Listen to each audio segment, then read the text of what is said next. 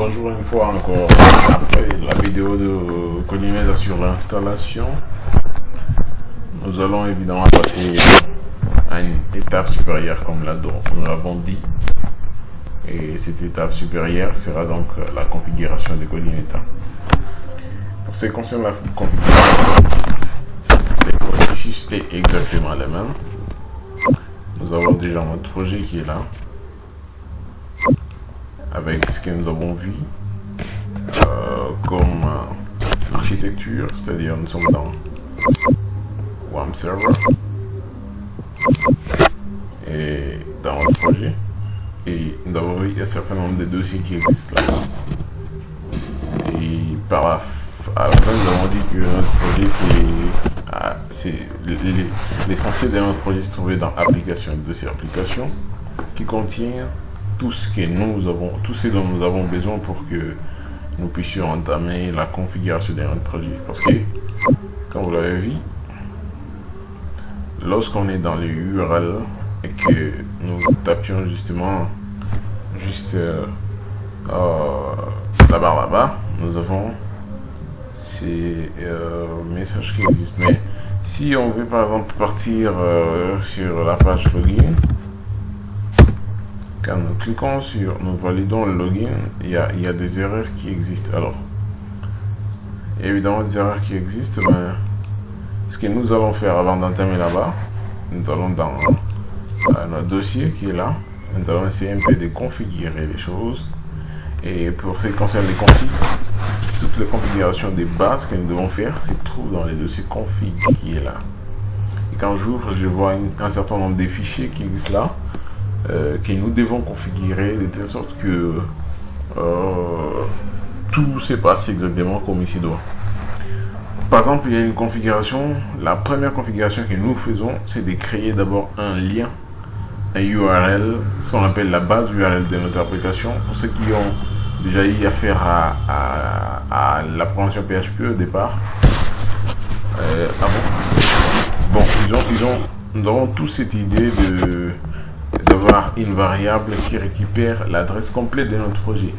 Comme ça, à chaque fois que l'on veut appeler un fichier externe, qu'on fasse justement appel à cette variable qui contient l'adresse absolue de notre projet.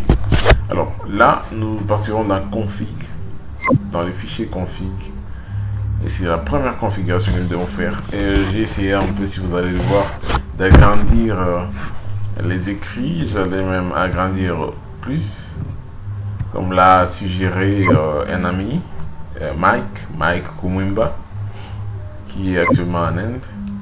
Bon, actuellement au moment où je fais cette vidéo, quoi, et à qui je dis merci. Donc nous allons prendre justement ces liens ici comme étant notre base URL, parce que c'est exactement notre base URL, parce que nous avons localhost et les noms de notre projet, et ça nous ramène à notre base URL. Alors nous allons revenir dans notre fichier config du dossier config, et dessous dossier config du dossier application. Là sur base URL, nous allons affecter la valeur de notre URL qui est dans cette page web exactement. Alors, pour que nous puissions faire appel à cette variable afin d'accéder à notre projet, même si nous changeons les noms de notre projet, nous viendrons seulement ici et changer les noms de ce projet là-bas. Alors, dans ces faits, ici on nous dit index file. Typically, this will be your index.php file, unless you've renamed it to something else. If you are using mod rewrite to remove the page, set this variable so that it's blank. Set this variable so that it's blank. Bon, on peut laisser cette variable comme ça, ou on peut carrément l'éliminer, ça ne change rien du tout. Et ça, c'est la première configuration que l'on fait. C'est d'abord de créer une variable qui récupère les chemins de notre projet. Le deuxième changement qu'il faut faire exactement, c'est d'aller en dessous, voir ici dans les permitted URL. Ceci va nous permettre au moment où on veut créer des liens qui sont, vous voyez par exemple lorsque vous êtes sur YouTube ici et que vous voulez créer un lien de telle sorte, de ce calibre ici, avec des signes, des caractères spéciaux, c'est là où cette variable doit intervenir. Mais je n'ai pas besoin de ça pour le moment. Je vais descendre un petit peu encore. Je peux me dire log path, pas besoin de ça. Je regarde un peu en dessous, encryption key. Je peux mettre une clé de cryptage, mais malheureusement pour le moment j'ai pas besoin de ça également. Je vais descendre. Ici on me dit session expiration. Pardon, vous voyez, les français et l'anglais c'est la même chose. Ici on me dit il y a une variable session expiration. Ici c'est juste les temps d'attente qu'une variable est supposée prendre. C'est-à-dire si vous vous loguez pour le moment dans une fenêtre de login que je peux créer et que vous faites 7200 secondes d'inactivité, je crois que c'est millisecondes, quelque chose comme ça, l'application doit nécessairement se bloquer. Donc si vous voulez accroître les niveaux les temps d'une variable de session, c'est-à-dire comment on appelle ça, la vie d'une variable session, c'est au niveau d'ici que vous devez augmenter cette durée de vie, quoi. Mais je n'ai pas besoin de ça pour le moment. Je passe également, je passe jusqu'à la fin. Bam. Je crois que c'est tout pour le fichier config. Et notre fichier, c'est le fichier database, mais j'aurais pas besoin de ça également. Database ici vous permet juste de vous connecter à votre base de données. Vous avez ici, vous pouvez mettre localhost ou si vous créez un projet en live, il faut mettre les URL là-bas, votre nom de domaine. Là, c'est les noms utilisateurs pour la base de données, les mots de passe et les noms de la base de données. Ça, c'est juste la configuration de la base de données. Je n'ai pas encore de base de données. J'y reviendrai sur ça par la suite. Également, autoload. Autoload sont des variables ou je dirais des aspects qui se lancent automatiquement lorsque vous lancez votre application. Par exemple, lorsque je lance mon application, je veux que mon application récupère un certain nombre de choses. Par exemple, je dois être capable d'utiliser les URL. C'est-à-dire, je dois être capable de naviguer d'une page à une autre automatiquement lorsque je lance mon application. C'est là que les help URL peut intervenir. Ça, nous verrons par la suite dans la prochaine vidéo. Parce que c'est là où je parlerai exactement des URL, comment naviguer d'une page à une autre.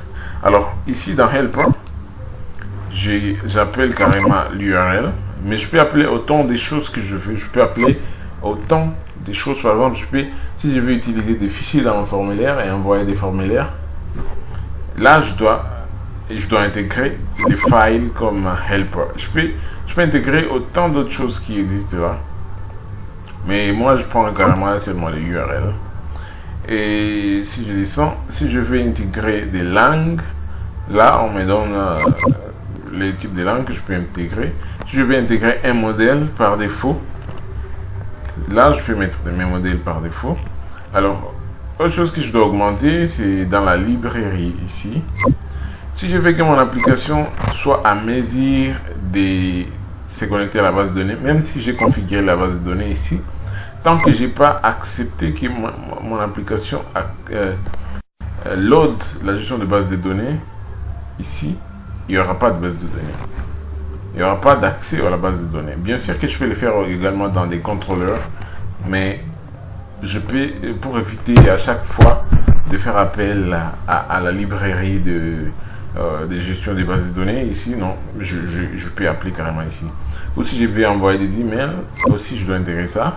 Ou pour la gestion des sessions également, je dois intégrer ça. Alors, pour le moment, on va se limiter seulement à des URL. C'est pour le bien de notre future vidéo qui arrive. À part les dossiers autoload, donc je vis que j'ai config, j'ai database, j'ai autoload. Il y a également un autre dossier qu'on appelle dossier routers. Routers vous permet de gérer vos URL. C'est la routers, pour ceux qui savent un peu l'anglais, c'est la redirection, la redirection quoi. Alors c'est ici où vous avez l'accès à tout ce que vous avez. Par exemple, quand je suis là à la page d'accueil, je vais me rendre compte que on a dit que tout transite par dans la vidéo qui va suivre, j'aurai à vous parler un peu de l'architecture de Coordinator, mais vous allez comprendre que tout transite par les controllers. Tout transite par les controllers. Je commence par Paint pour que je vous montre un tout petit peu l'architecture MVC. Donc ça, c'est mon Paint. Et j'ai toujours normalement trois aspects. J'ai trois aspects. Ici, j'ai ce que j'appelle les views. Oups. Ça me tue.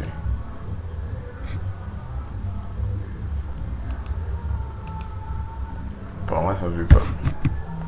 Alors, qu'est-ce que je veux faire? Oh, ça bloque. Là, ça bloque. Donc, je vous avais comprendre que j'ai toujours trois aspects dans ma vie. Et j'ai... Ouais, ça revient. Alors, qu'est-ce que j'ai? J'ai toujours des vues. Je vais mettre ça là-bas. Je vais tout sélectionner. Puis, je vais mettre à 16.